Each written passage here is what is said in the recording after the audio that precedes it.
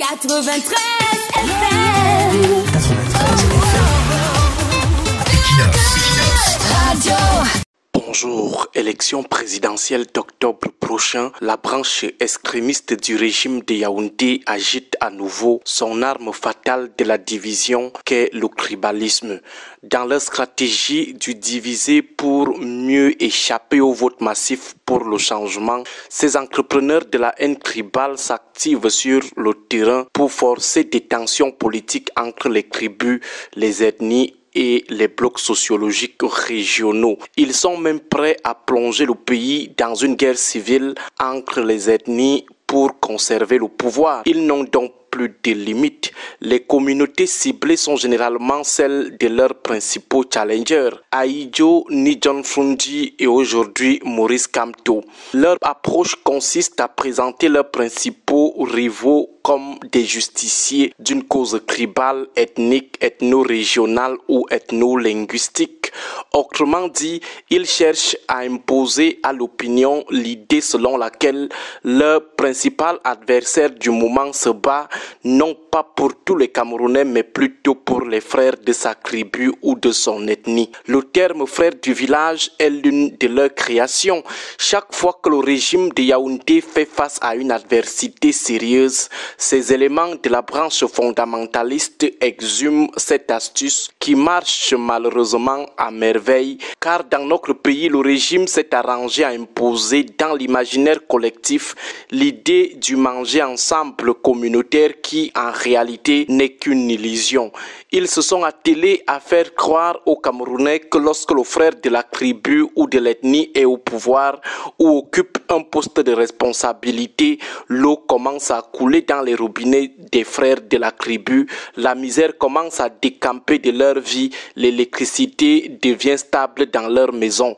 Malgré les preuves tangibles du caractère illusoire, illusionniste même de cette idée, beaucoup de Camerounais continuent de souscrire aveuglément à cette thèse.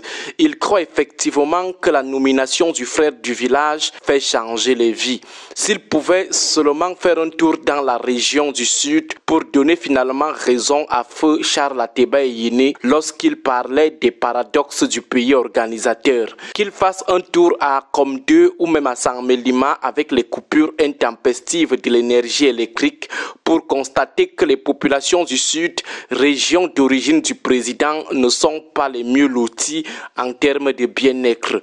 Néanmoins, la branche fondamentaliste du renouveau a réussi à insérer et à stabiliser cette idée dans la carte mère des populations. Du coup, elle s'est consolidée comme une ressource politique stratégique, une arme fatale pour provoquer la détestation de leurs adversaires les plus redoutés du moment. Une détestation qui affecte automatiquement leur communauté originelle dont les ressortissants sont parfois contraints à l'autoculpabilisation. Lorsqu'un ressortissant de la communauté primaire du président national du RDPC soutient ce dernier ou son parti, selon les entrepreneurs de la haine tribale, il n'est pas tribaliste, il n'y a pas de projet de conservation tribale du pouvoir.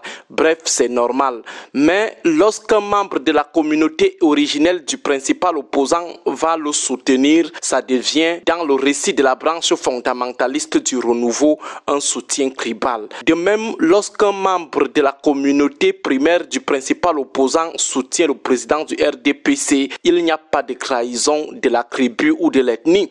Mais dès que les fondamentalistes tribaux du parti entendent qu'un ressortissant du grand groupe ethnique du leader du RDPC soutient l'opposition, ils le taxent immédiatement de traître, de renégat. Ces gens ont toujours des raisonnements bizarres. C'est comme si l'obsession du pouvoir obstruait les voies d'aération du cerveau. C'est comme si parfois le pouvoir les rend sourds. Curieusement, ils ne prennent toujours pas conscience de la dangerosité de cette stratégie de neutralisation politique via la stigmatisation tribale de la communauté du concurrent. Ils font semblant d'ignorer que la plupart des guerres civiles en Afrique ont souvent été instigées et alimentées par cette grossière insertion des logiques identitaires primaires dans les luttes de conservation ou de conquête de pouvoir. Le tribalisme et la politique, c'est comme si on s'hasardait à faire cohabiter les sangs violence et le feu dans une même pièce.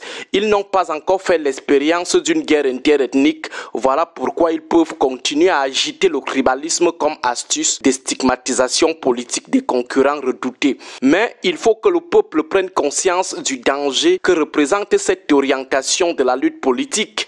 Avec cette déportation de la concurrence électorale sur le terrain de la concurrence intertribu ou interethnique, nous ouvrons grandement les portes à la guerre civile et donc à l'implosion.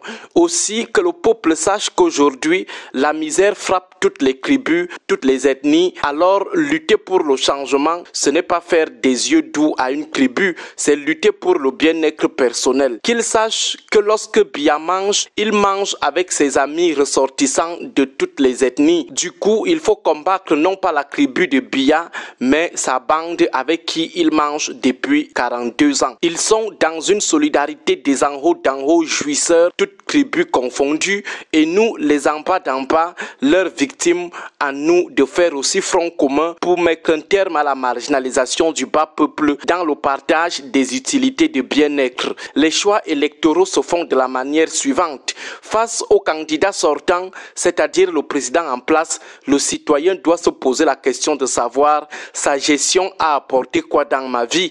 Et face à l'opposant, il doit se demander est-ce que quand je le regarde, il peut faire mieux que le président en place. C'est donc au bout de cette réflexion qu'on fait finalement son choix. Bonne journée à vous tous. 93 FM. 93 FM. Equinox. Radio.